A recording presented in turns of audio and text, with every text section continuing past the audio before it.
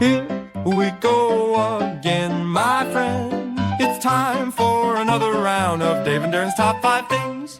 You will not hear a crazier story than this. Maybe for the rest of the week, maybe for the rest of your life. Guy's taking a late night walk on the beach. This is in southern China, okay?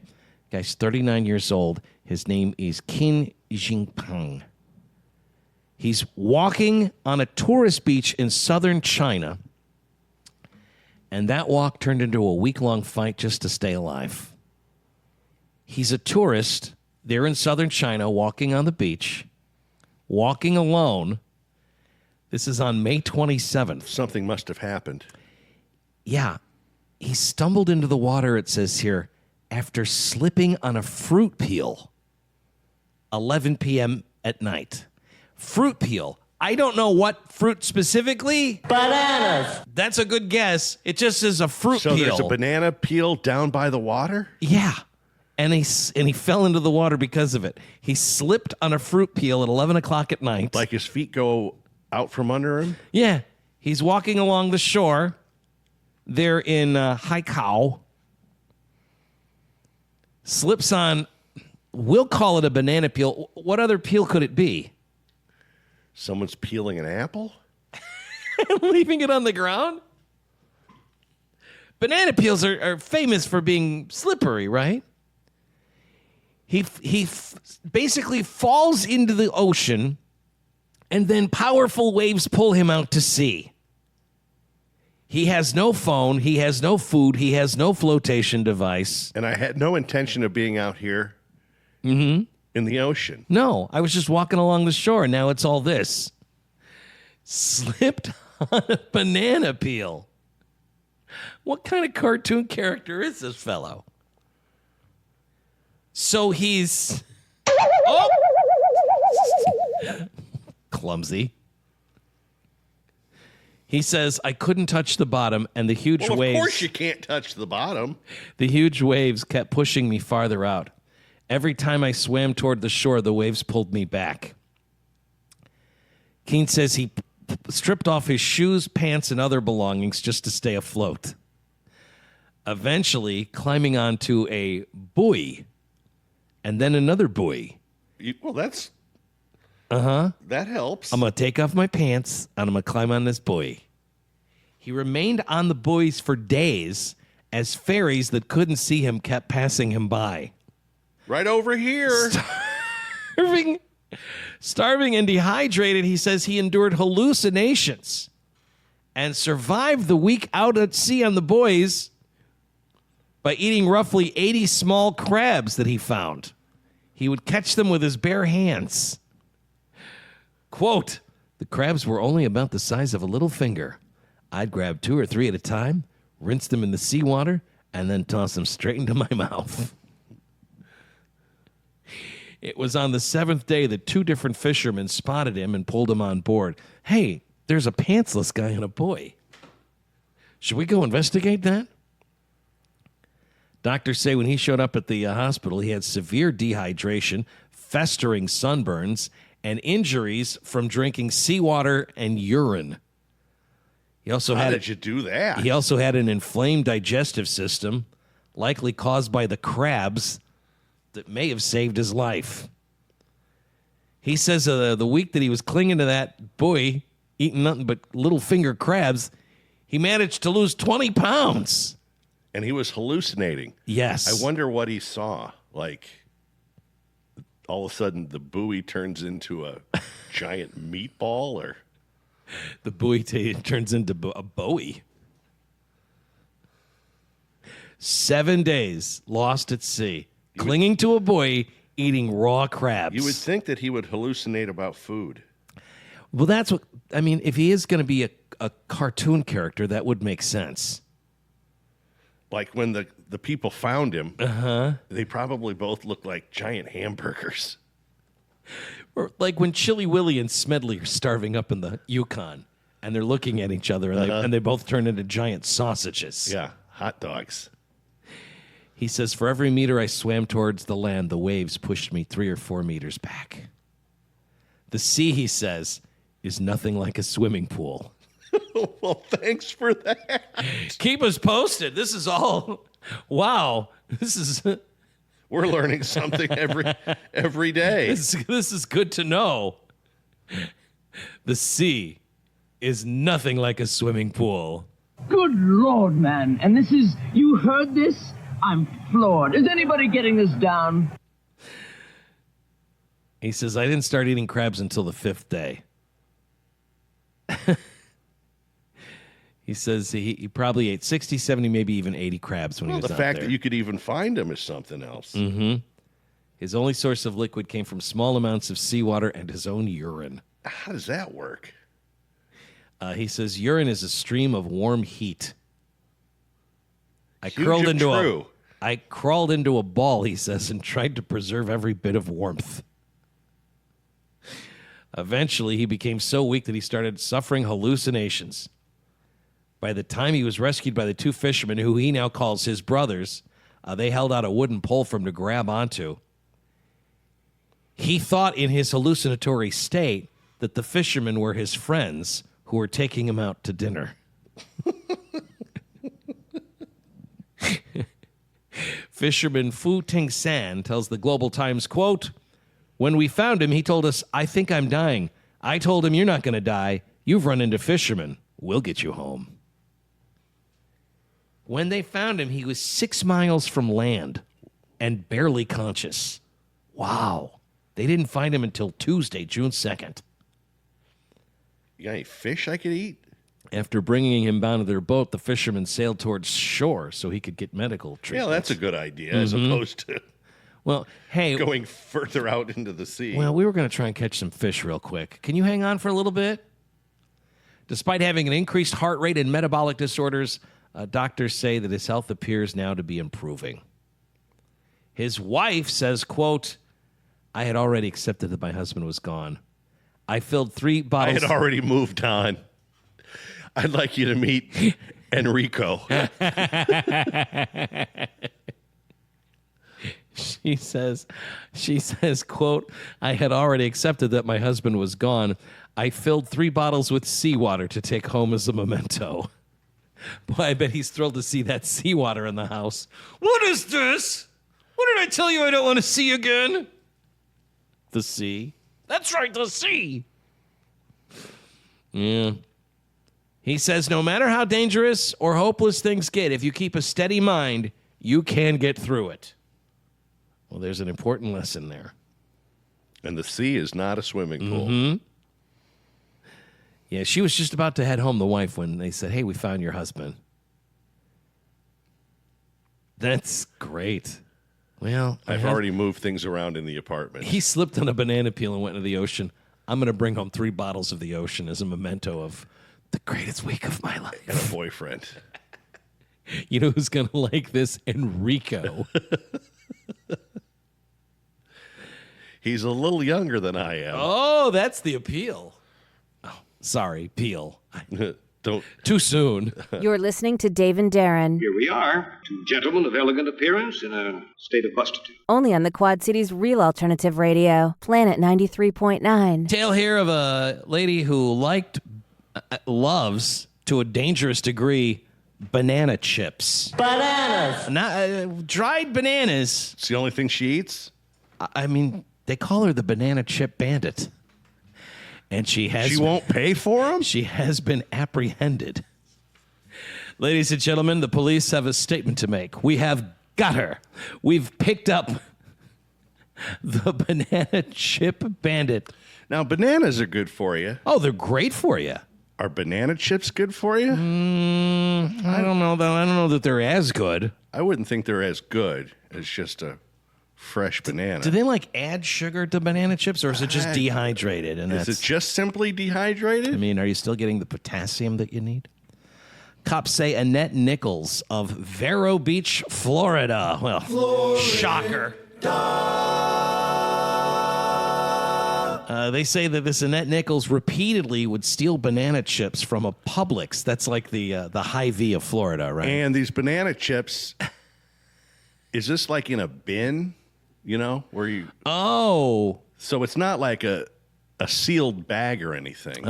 Well, it says here that she would... Or are they? She was coming into the store and stealing the same one piece of merchandise off the shelves every day.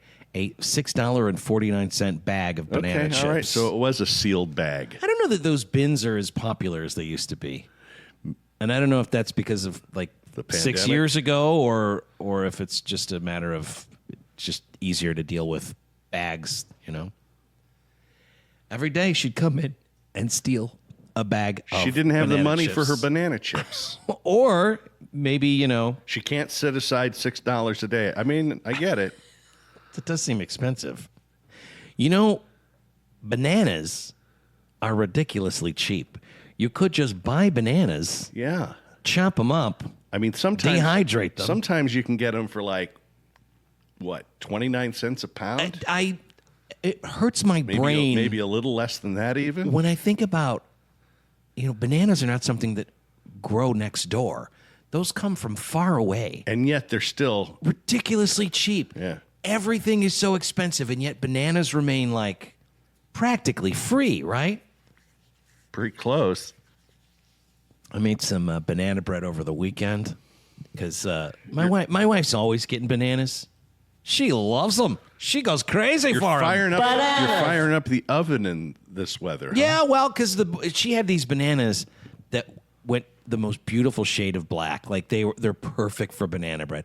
When the bananas get to be that black, it's like I can't not make banana bread. Sorry, not sorry. You could almost eat them and get drunk. Yeah, you could, I suppose. But instead, I used them in my my banana bread, and I made mini loaves rather than one big loaf. And within a day, all the mini loaves were gone. So you tell me. Were people eating the mini loaves in one sitting? Well, yeah. I mean, it's just basically like a cupcake, a little bit bigger than a cupcake, but in the shape of a... Have you not had my mini loaves of banana bread? Put that on my list of things to bring to work. You've had my banana bread.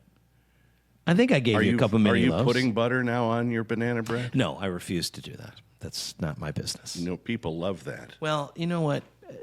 People love all kinds of stuff that I'm not a fan of. The deli manager at the Publix down there in Vero Beach, Florida, is Lorenzo Altamura. And he was watching this from a distance? He told cops that this woman had stolen banana chips on no fewer than 6 separate But it was dates. not his department, so he kept his mouth shut. I can see you from the deli here. I'm here behind the counter. The Indian River County Sheriff's Office deputy added here in his arrest report, quote, "It should be important to note that due to this ongoing theft of banana chips, Lorenzo has limited the amount of banana chip stock that he puts on the shelf." Oh, it's his job? Yeah, it's there in the deli, the banana chips. I thought he was like in charge of the pastrami. Annette continues to take all the bags she can. While she has paid for some chips at self-checkout, she failed to scan other bags before exiting the Publix. When confronted by police, she confessed to the banana chip caper and says she What didn't know. about the addiction? She didn't know why. She said she doesn't know why she steals, quote, something so stupid, adding, quote, "It's not worth going to jail over and losing her job." A search of her car turned up 13 bags of banana chips, some of which were... You think she'll ever get tired of them? Your daughter seriously needs to be locked up in some sort of insane asylum. On an island. Oh. In space. 13 bags of banana chips. Well, why don't you finish them first? Or were they empty bags? Mm-hmm. Probably empty bags. I don't know. It doesn't say empty. It says some of them were stolen on Monday from the Vero Beach Publix, as well as a second Publix in a neighboring county. So she's going all over the county to Publix grocery stores stealing bags of banana chips. Burning precious gas. Mm-hmm. Charged with theft, she was freed from custody after posting a $150 bond on the misdemeanor charge. Also, by the way, convicted in 2024 of retail theft for skip scanning items at a different retailer. Court records do not indicate whether or not that time it was a banana chip caper. Jail records list her as 5'7", and her occupation is accountant, collections accounting. Oh, no. You know, that Jewel's got a nice dried fruit section. Yeah? Dried nuts and Yeah, stuff. yeah. Yeah. Sunflower seeds. Are they in bags or are they in the bins that you're talking about? No, they're in bags. Okay. Well, something to think about, but I guess I will take my banana in rare form, bread form, and then chip form. What's rare form? Rare? I don't cook the bananas. They're rare. You mean like raw? I don't love that term. Rare?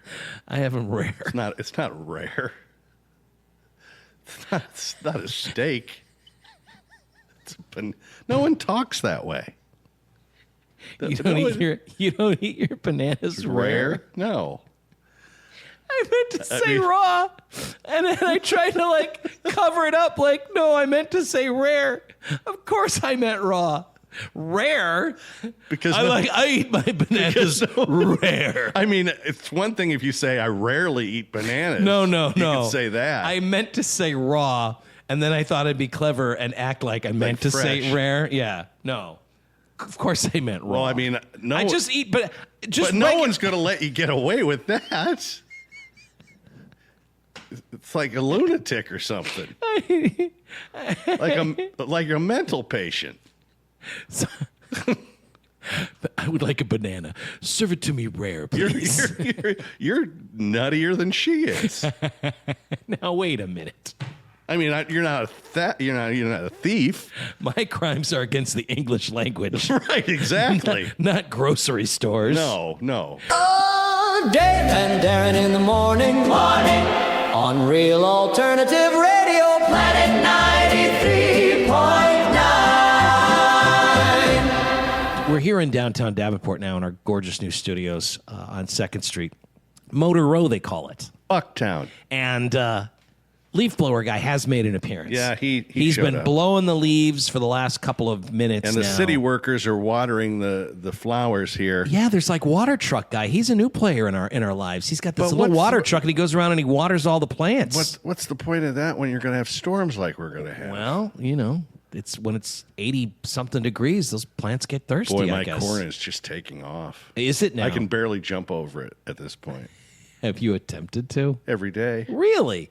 You jump over the corn? Well, until there's going to be a tipping point when I can't do it. Wow. I'm just trying, vertical leap. What a metric that is for you, Farmer Darren. You jump over the corn to see how it's grown. Well, yeah. I love this for you. Doesn't everyone? I didn't know that was a thing. I grew up in the suburbs. I don't know from corn. You jump over the corn every day. Is this something everyone does? I'm just trying to expand my vertical. When I had the concept of field corn explained to me for the first time, it shattered my brain. I just assumed all Everything corn was was sweet corn. corn. Yeah. Now, that's a misconception I'm not alone in. Do you think a lot of people understand that there's sweet corn and field corn? Do you think do most people think corn is corn? Well, probably. I would think in Iowa people know the difference, but other parts of the country probably not. Yeah. When I was in 8th grade, there was a kid in my Spanish class, and he would go on weekends to visit his grandparents in Iowa, and I couldn't wrap my brain around how that was possible. How are you getting to Iowa and back in a weekend? That's seriously. That doesn't make any. What you're saying doesn't make any sense. It's not Wyoming. Well, it might as well have been. Apparently. And now you're telling me that there's corn that's just for ethanol and animals to eat, and there's this most of it. All of the corn that I see is not for me to enjoy? You're telling me all of it? Very little of it is. But the corn in front of your place is sweet corn. Oh, yeah. All right. Yeah. You'd be a lunatic to be growing field corn. And you have more corn than you did last year. Oh, way more. You've more than doubled your yield. Oh, it's going to be great. You know the new hot snack for this summer? Banana chips? No, although we do know one person who enjoys them. I'll say too much. Hot snack. Mm-hmm. Summertime snackers this year are soaking pineapple spears or pineapple chunks in a mix of Kool-Aid and sugar. You leave it in a jar, you shake it up, and then you refrigerate it anywhere from 2 to 24 hours. Because the pineapple's not sweet enough? The pineapple spears, which kind of look like pickles in pickle juice, they marinate in this vibrant Kool-Aid. I need to get some mason jars. I'm going to do some pickling.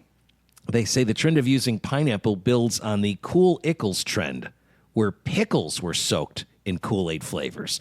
The most popular being cherry. Would you soak a pickle in cherry Kool-Aid? Not. I mean, it wouldn't be impossible, but I like pickles the way they are. They say blue raspberry and tropical punch are also popular for Cool Ickles. No, I want my pickles to taste like pickles. You wouldn't mind a little sweet cherry to complement the pickle flavor? I like sweet pickles. For this new pineapple trend, beside using either pre-made or powdered Kool-Aid, some fans are adding a pinch of salt or lemon to the mix for an additional flavor boost. And adults are even adding rum or vodka to make what they call dirty cool apples. Yeah. I love every part of this. This sounds like fun, and I think it would taste delicious. And everyone says, oh, but the sugar, you know what? We're all going to be dead soon. Have some sugar every once in a while. Bread and butter, pickles. What's that? Sweet pickles. Oh, that's a variety of pickles? Yeah. Do they taste like bread and butter? Why do they call them that? Because they're sweet. Oh. They're sweet pickles? Yeah. Okay. See, these are things... Ever had a sweet pickle? I've just gotten on pickles in the last year or so. Really? Yeah. Are you ready for a Bloody Mary yet? No. That tomato juice is that's not for me. It's the best thing in the world. I really want, I want to be a Bloody Mary person. It's just not something that I'm capable of pulling off. Once you have one, it's all over. No, I've had sips of Bloody Marys. I have tried it. It's just too much tomato. No, it's not. Well, look, man, art is subjective. I'm not telling you you're wrong. Don't tell me I'm wrong. I don't like tomato juice. Well, I'm not going to tell you you're right. So what's the opposite of that? I like tomatoes in the following order.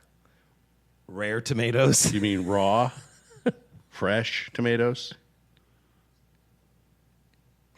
I don't know what I mean anymore. It doesn't sound like you do. Wake up, stupid! Wake up, stupid! It's Dave and Darren in the morning on Planet 93.9! Can we sneak in a quick Dave and Darren trend alert? Oh, be vigilant on this one. Trend alert! Trend alert! Nothing more important than being trendy, although this one is a bad idea.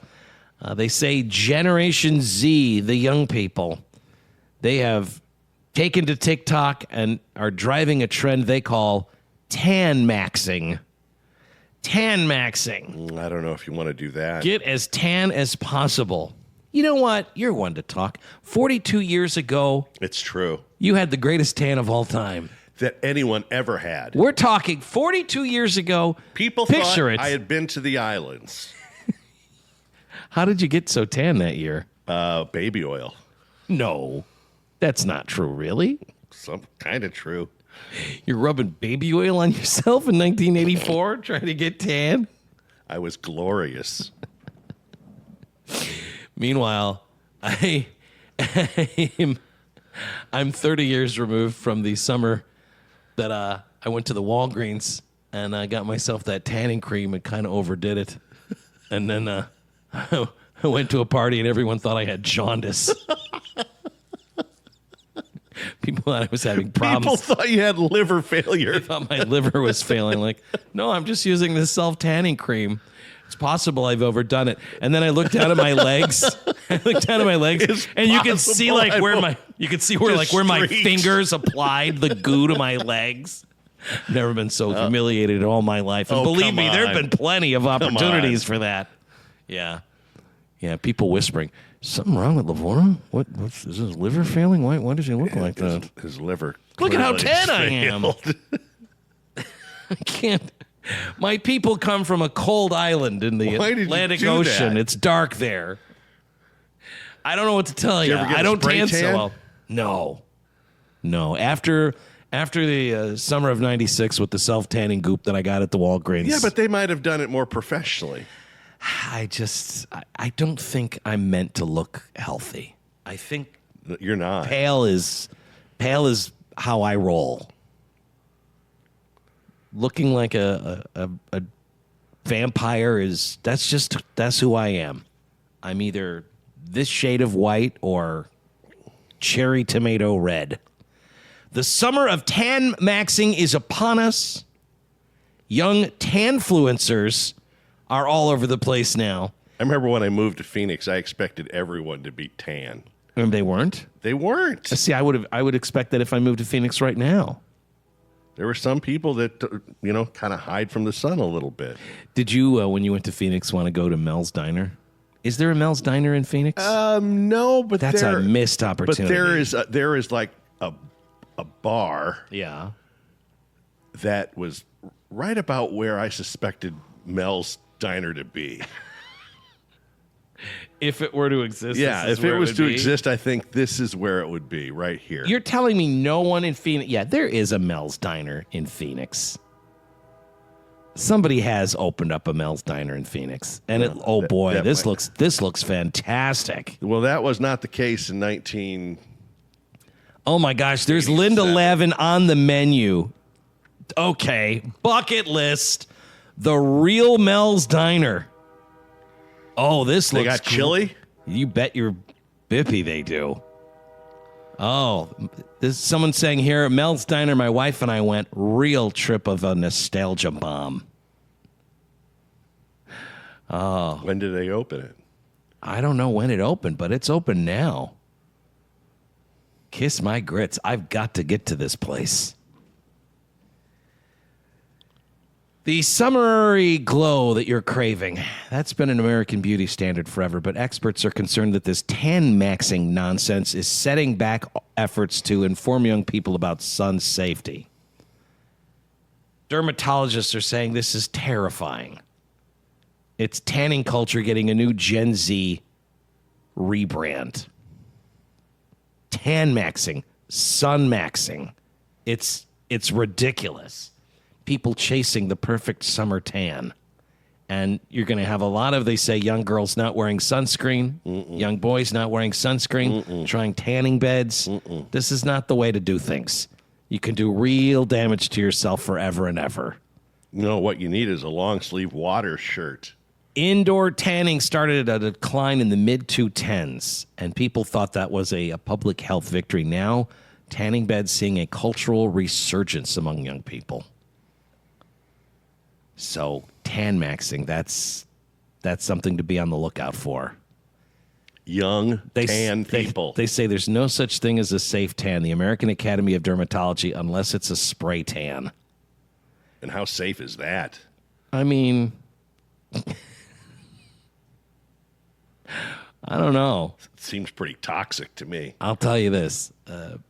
Spray tanning is probably a better idea than getting it in a bottle for $2.39 at the Walgreens. And smearing it on just really the front part of your body. Not really. Did you do the back of your legs and stuff? The back of my legs was where the problem was, because that's where you could see the fingerprints on my calves.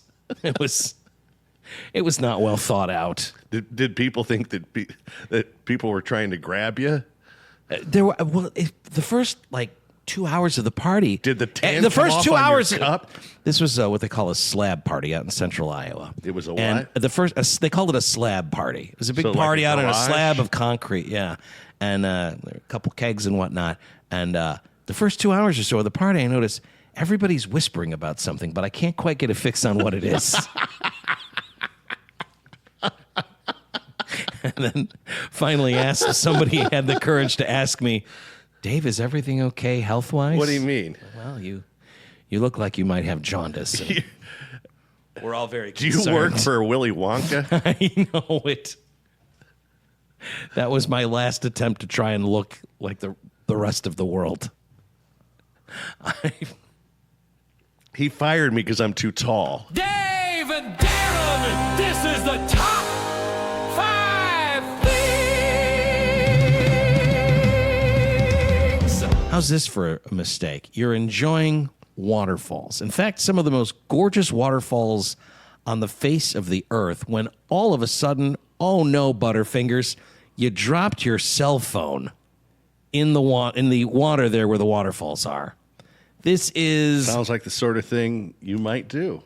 You would be more likely to do that than me, I think. That's possible. You're the one who's always dropping and losing phones. Like, I'll take a lot of shots this morning, but I think of the two of us, you're more likely to drop your phone in the water. That could be. So down in Argentina, there are these waterfalls on the Iguazu River, Iguazu Falls.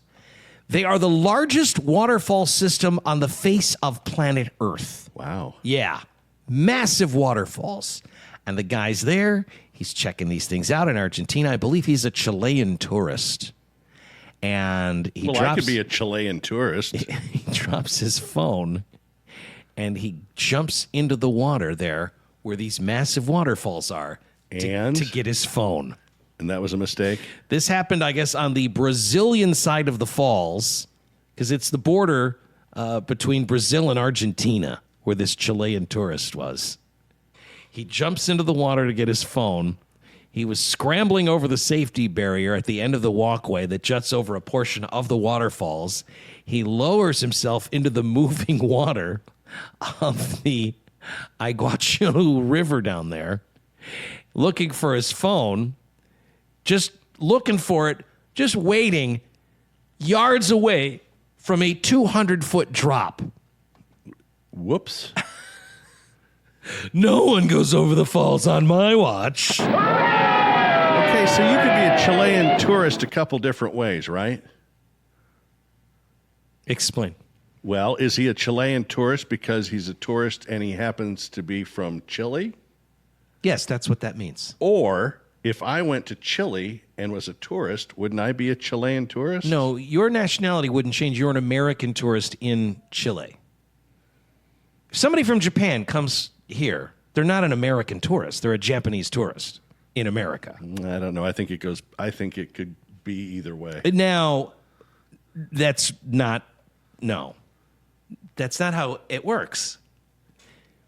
So if you go to Chile, you, Darren Pitra, are a Chilean tourist. Yes. No, you're an American. I'm touring Chile. Yeah, you're an American in Chile. Well, yes. Both can be true. No, but they're not true. What you're saying isn't true. Congratulations, Darren. This is your rare banana. No, mine makes a lot more sense than yours. No, it makes as much sense. It's nonsense. A Chilean tourist is a tourist from Chile. Yes, but... No, there's no but here. Please help me out, texters. Please, listeners, help me out. Well, at least... And please, everybody, put this one to an end. I ask for so precious little. Yes, but would you guys please have my back on this? But Darren is out of his mind. No, let at least be on my side that it kind of makes sense what I'm saying, whereas what you're saying makes none. No. What you're saying makes no sense. You're not a Chilean tourist if you're a tourist in Chile. Kind of am. No. I mean, I understand why someone might say that. This Chilean tourist, who everyone understands is a tourist from Chile, was able to hoist himself back onto the platform and not go over. But once he got back on solid ground, he got a good talking to, and he was kicked out of the park. The waterfall cops? Yeah, that's right. The waterfall it's cops. It's bad enough that you... No one looks for their cell phone on my watch. Well, that wasn't the greatest situation for him. No.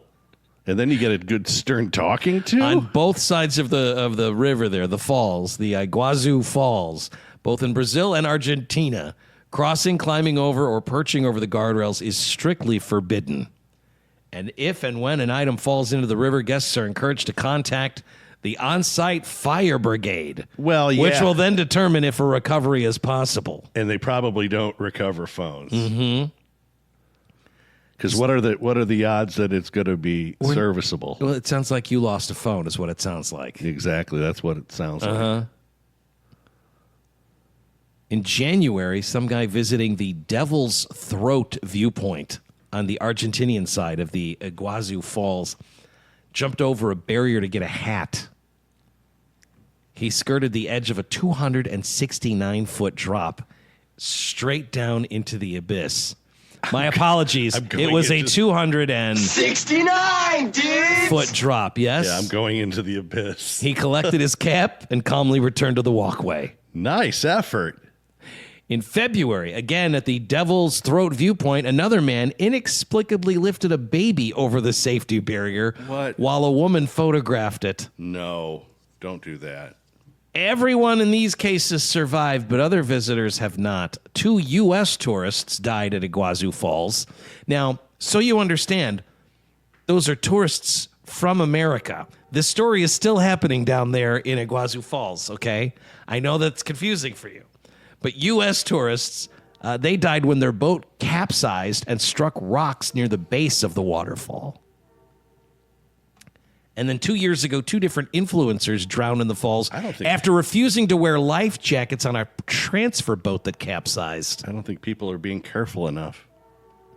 One victim, whose body was found washed up on the coast of a beach a week later, had posted photos on her social media showing her on board the boat moments before she drowned. They told her to put on a life jacket, and she said, "No, I'm good. I don't want anything ruining my pictures for the social media, you see." I'll tell you what's going to ruin your pictures. Dead. Good and dead. That's the end of our show. Dave and Darren, thank you. Please like and subscribe and leave us a review. Now we'll say goodbye and see what tomorrow brings with Dave and Darren's top 5 things. I'm proud of you fellas. You all kept your head on a swivel, and that's what you gotta do when you find yourself in a vicious cockfight.